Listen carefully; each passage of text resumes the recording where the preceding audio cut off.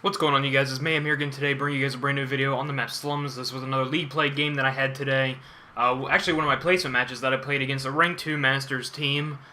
They finished, I think, 7th last season. I think was their rank last season. But anyway, it's in theater, so it doesn't show their name or their rank or anything. So it's going to call them Mercs, even though this was a full squad. They don't have matching names, I guess. They were just kind of like a pickup team, just running league play. Whatever, but they were still a rank 2 Masters team, which is not too bad. And I pretty much want to show you guys, like, a couple things. Number one is going to be my new, well, not really, my kind of new strategy for how I play CTF. I run an AR majorly in CTF because I've been practicing with an AR so much recently. And the reason that I'm fast-forwarding is because I had a really bad side. Our team had a really bad side. We all had mics, so we were all communicating. So we did have some communication. And for Slums, I think I've said this before, but there's usually a good side and there's usually a bad side. We're on what's considered the bad side right now. Because of the cop car spawn trap that is very prevalent on this map. But there's actually a spawn trap on both sides if you know how to play it properly. Right there in Grave, if I was just to post up there and just stay there, and we had someone pushed up in the garage, I could literally spawn trap them running out of this landfill area right here, because that's where their spawn is. So, number one, I run an AR in CTF.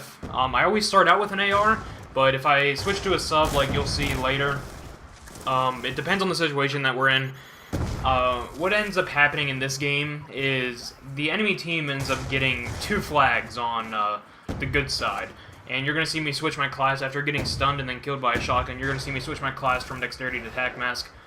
A lot of people, or even what I used to do, is my main AR class for CTF would be Flat Jacket, Toughness, and then Dexterity. And I run FMJ in CTF and Search and Destroy on my M8. I'm really good with wallbanging people. You'll see that, I think, a couple times in this video. I'm really good with it, so I run FMJ. I feel like it is so much more important than Quick Draw, because usually in CTF and SMD, I'm pre-aiming areas, and I don't really need the Quick Draw, because I'm usually aiming on sights. But what I wanted to say was, you'll see me switch my class to Lightweight, Toughness, and Dexterity is what I started out with, and then I switched to Attack Mask.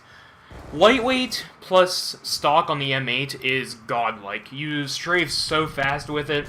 It feels so much more natural, almost. And so that's why I'm kind of going back to lightweight. Even though in S&D I'll run Flat Jacket. Sometimes I'll run lightweight and Flat Jacket and run a perk 1 greed. That's depending on the map. On Express I'll do that, but usually not any other map.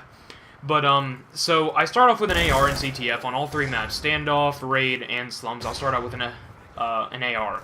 And then if I need to, I'll switch to a submachine gun if we need more pressure or anything like that.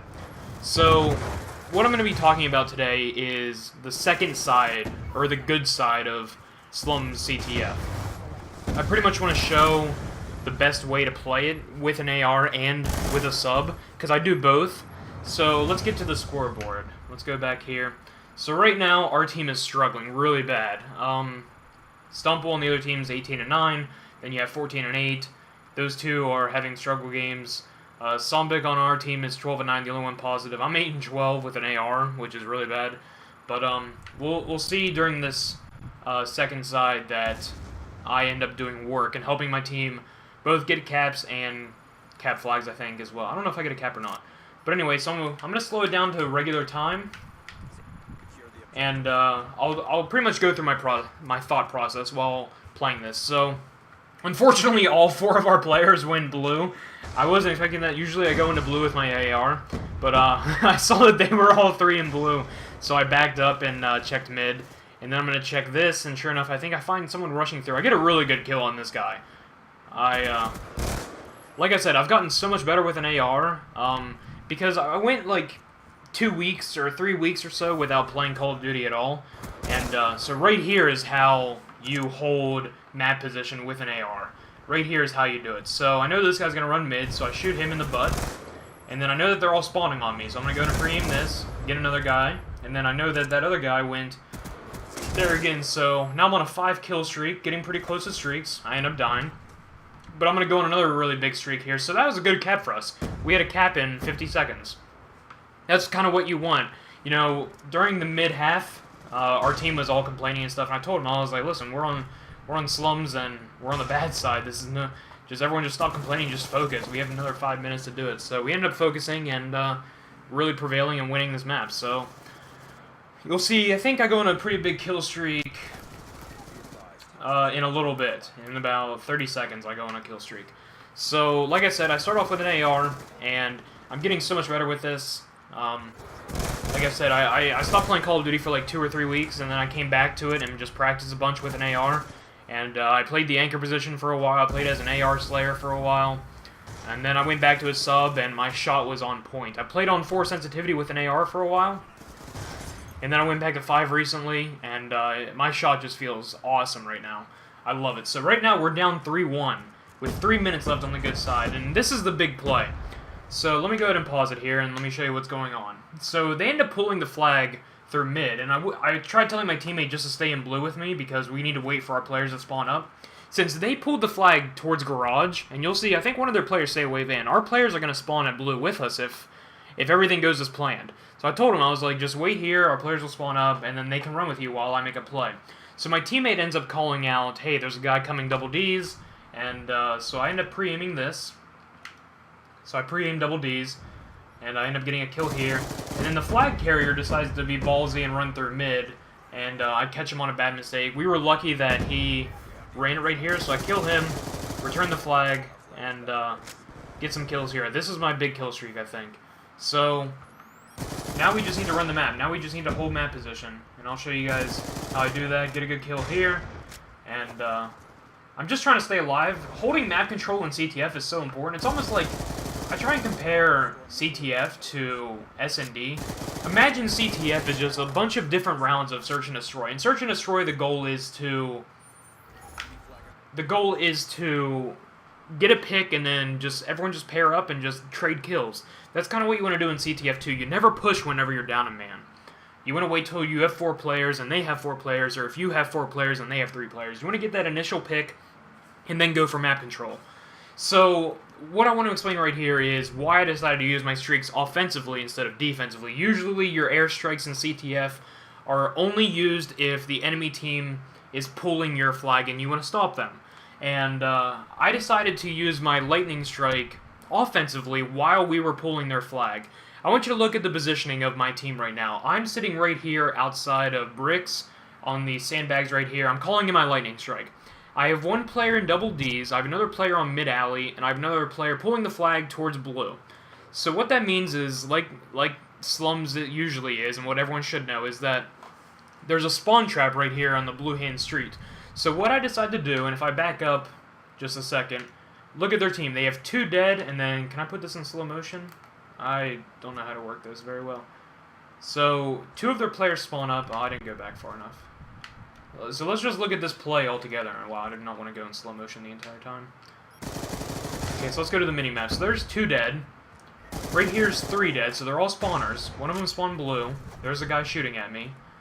So my teammate gets a kill in blue, and then let's just look at their players. So they're all 4 up. There's 2 dead. There's 3 dead, and then right here's the 4th guy. So that's 4 dead. So I know that they're all going to spawn on top of me. So that's why I decided to use my lightning strike, and I end up getting a triple kill. So that's pretty much why I decided to use that, because I knew where they were spawning, I knew where they were, so that's why I decided to use my streaks offensively instead of defensively like most people do. You can do that with streaks in CTF if you know where they're spawning, and if you know that it's going to guarantee you a cap, because streaks in Call of Duty Black Ops 2 is supposed to be used if you know that you can get something out of it. You're using your streaks in Hardpoint if you know that you're going to get time off of a hill. If you're not sure that you're going to get the time off, then don't even bother using them, because you're pretty much just going to guarantee them a spawn. In CTF, you do not want to use them unless you're guaranteeing that you're going to get that you're going to return your flag, or if you're going to get a cap on them. So it's 3-3 now, and dying off of map rotation, and I think I'd go another good kill streak here, and make one of them rage quit. So we're pulling the flag right now. I try to tell my teammate, just keep running it, I'll smoke your back, and he tries to challenge a player. So, like I said, that's 3 dead again. I know where they're spawning at. Right here's the last guy. And I ended up direct impacting him right there. And then I know where they all spawn, so I'm just going to go for this cutoff right here. So I head glitched that, get a good kill there. There's one guy chasing in blue, and then one guy sneaked by that we didn't know about. So he tries, instead of... The enemy teammate in that situation should have just waited and not giving up his position by running the flag. He should have just waited.